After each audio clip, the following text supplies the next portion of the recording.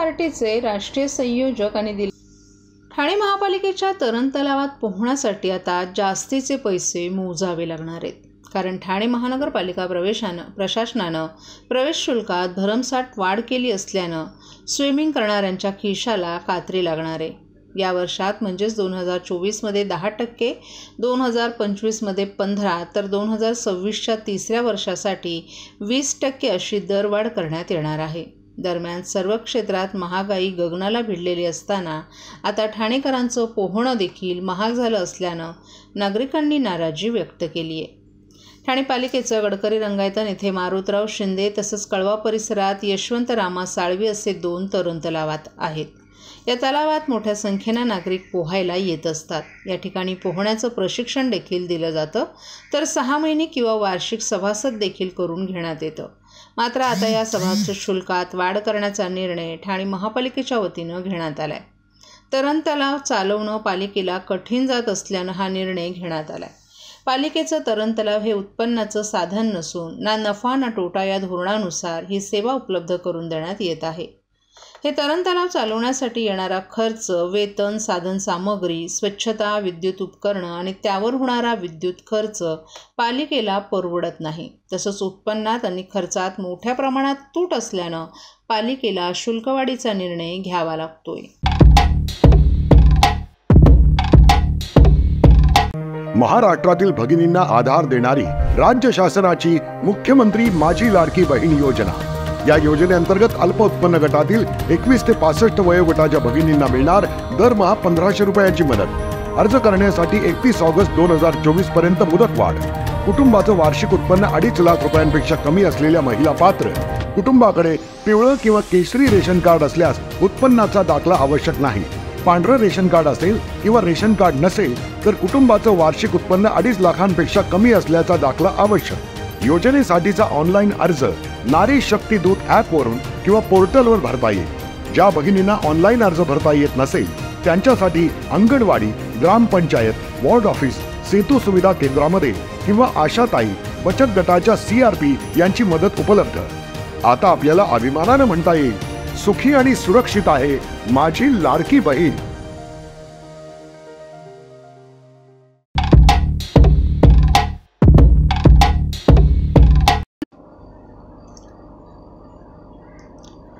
मुख्यमंत्री युवा कार्य प्रशिक्षण योजनेअंतर्गत ठाणे महापालिकेनं देखील 6 महिन्यांकरिता इंटर्नशिप देण्याचा निर्णय घेतला आहे.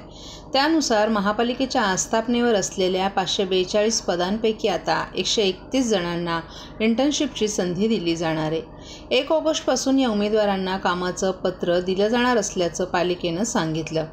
ठाण्यातील वागळे आणि कोपरी येथील ITI प्रशिक्षण केंद्रातून पालिकेला आता draftsman, lab technician, X-ray technician आदींसह इतर माध्यमांचे कर्मचारी उपलब्ध होणार आहेत. काही दिवसांपूर्वीच मुख्यमंत्री एकनाथ शिंदे यांनी लाडकी बहीण योजनेपाठोपाठ मुख्यमंत्री युवा कार्य प्रशिक्षण योजनेची घोषणा केली होती. या घोषणेनंतर महापालिकेनं आता या संदर्भात पावलं उचलली आहेत. या योजनेत ITI, पदविका, पदवी आणि पदव्युत्तर शैक्षणिक पात्रता धारण केलेल्या रोजगार इच्छुक उमेदवारांना यात संधी दिली जाणार आहे.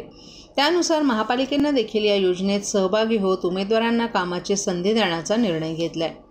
त्यानुसार आता महापालिकेच्या आस्थापनेवर असलेल्या 543 पदांपैकी 131 जणांनी महापालिकेकडे इंटर्नशिपसाठी अर्ज केले होते. यामध्ये वागळे इस्टेट आणि कोपरी येथील ITI-मधील तरुणांनी यात अर्ज केल्याचं दिसून आले.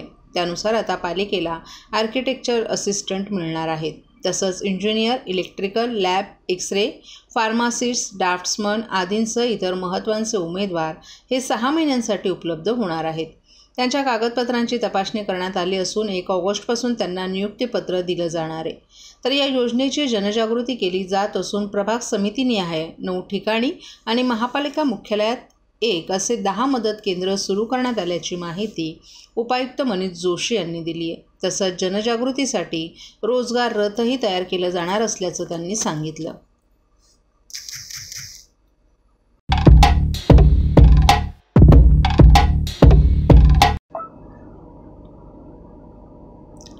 सततच्या मुसळधार पावसानंतर ठाणे शहरात आता कडाक्याचं ऊन पडले. या पावसामुळे शहरातील रस्त्यांवर पडलेले खड्डे महापालिका प्रशासनाच्या वतीनं बुजवण्यात येत आहेत. ठाणे महापालिका आयुक्त सौरभ राव यांनी काही दिवसांपूर्वी प्रशासनाला खड्डे भरण्याचे आदेश दिले होते. त्यानुसार महापालिका प्रशासनानं तातडीने कार्यवाही सुरू केली आहे. ऊन पडल्यामुळे खड्डे भरण्याचं काम जलद गतीनं सुरू आहे. शहरातील नागरिकांनी महापालिकेच्या या कार्यवाहीचं स्वागत केलंय. ऊन असल्यामुळे खड्डे भरण्याचं काम अधिक सुलभ झालं असून येत्या काही दिवसात सर्व रस्त्यांवरील खड्डे बुजवले जातील अशी अपेक्षा व्यक्त केली जात आहे.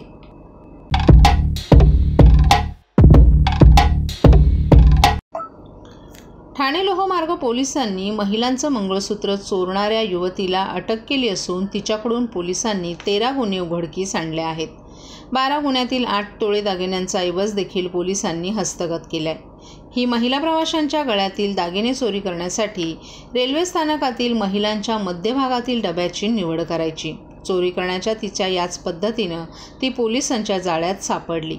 अनेक दिवसांपासून ठाणे रेल्वे स्थानकात महिला प्रवाशांच्या डब्याजवळ महिलांचं मंगळसूत्र, सोनसाखळी चोरी होत असल्याच्या घटना वाढल्या होत्या. ठाणे लोहमार्ग पोलिसांसाठी या घटना डोकेदुखी ठरल्या होत्या. महिलांच्या सकाळी वाढू लागलेल्या तक्रारी वरिष्ठांनी या प्रकरणात लोहमार्ग पोलीस ठाण्याच्या वरिष्ठ पोलीस निरीक्षक अर्चना दुसाने यांना या प्रकरणाचा छडा लावण्याचे निर्देश दिले. त्यानुसार दुसाने यांनी विशेष पथक तयार करून या गुन्ह्यांवर नजर ठेवण्याचे आदेश दिले. त्यानुसार पथकांनी ठाणे स्थानकावर साध्या वेशातील पोलिसांमार्फत नजर ठेवली. फलाटावरील CCTV तपासले, मात्र आरोपीचा ठाव ठिकाणा लागत नव्हता. 20 दिवसांपासून हे पथक आरोपीला पकडण्यासाठी पाळत ठेवून होते. अर्चना दुसाने यांनी चोरीच्या प्रकाराचा आणि घटनास्थळाचा अभ्यास केला असता हे प्रकार गर्दीच्या वेळी आणि महिलांच्या डब्यामध्ये चढताना किंवा उतरताना होत असल्याचं त्यांच्या लक्षात आलं. त्यानुसार त्यांनी पथकाला तसे निर्देश दिले असता या पथकाला एका 26 वर्षीय तरुणीवर संशय आला असता त्यांनी तिला ताब्यात घेतलं. तिला वरिष्ठ पोलीस निरीक्षक अर्चना दुसाने यांच्यासमोर उभं केलं असता तिने चोरी केलेल्या सर्व घटना सांगितल्या. तिने दिलेल्या माहितीवरून पोलिसांनी तिच्याकडून 77.240 मिलीग्रॅम वजनाच्या सोन्याचे दागिने हस्तगत केले. या दागिन्यांचं बाजारभावानुसार एकूण किंमत 5,04,300 आहे. या कारवाईत गुन्हे प्रकटीकरण शाखेचे सहाय्यक पोलीस निरीक्षक गणेश नावकार, पोलीस उपनिरीक्षक संजय मडव, पोलीस हवालदार दत्तात्रय राठोड, महिला पोलीस हवालदार साक्षी सावंत, पोलीस शिपाई मिरजावेद नदाफ, राकेश गोसावी, हर्षद गायकवाड, नितीन सरवदे, अक्षय रणसिंग आणि अमोल मोरे यांनी भाग घेतला.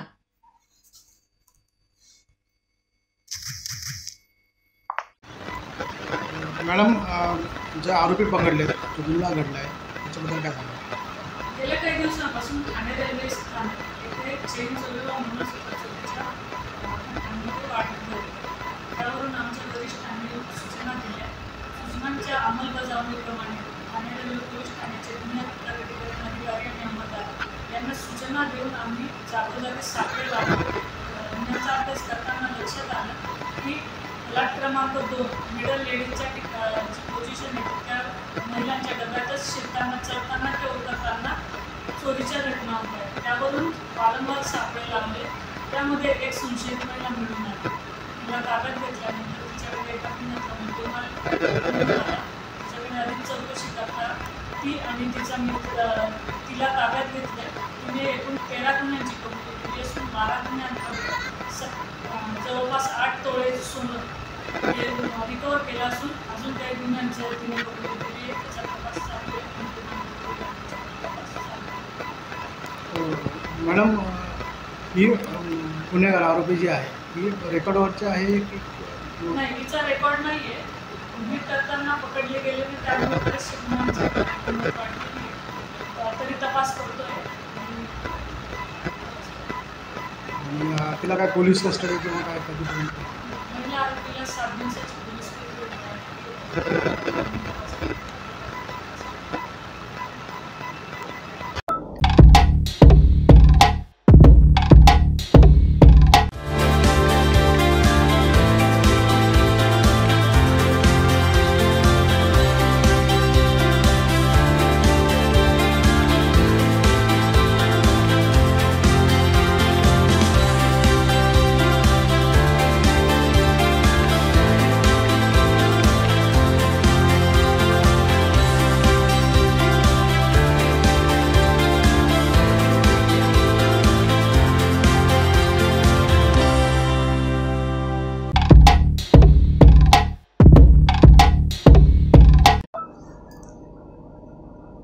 वागळे स्टेट सीपी तलाव येथील डम्पिंग हटवण्याच्या मागणीसाठी आज शिवसेनेचे वागळे स्टेट परिसरातील माजी नगरसेवक आणि नगरसेविकांनी ठाणे महानगरपालिकेचे आयुक्त सौरभ राव यांची भेट घेतली।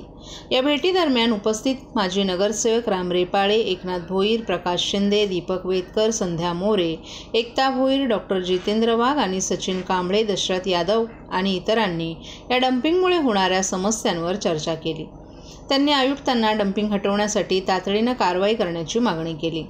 या नगरसेवकांनी डम्पिंगमुळे होणाऱ्या आरोग्य समस्यांचा आणि परिसरातील नागरिकांच्या अस्वस्थतेचा मुद्दा मांडला, तर पालिका आयुक्त सौरभ राव यांनी या समस्येवर लवकरच तोडगा काढण्याचं आश्वासन दिले।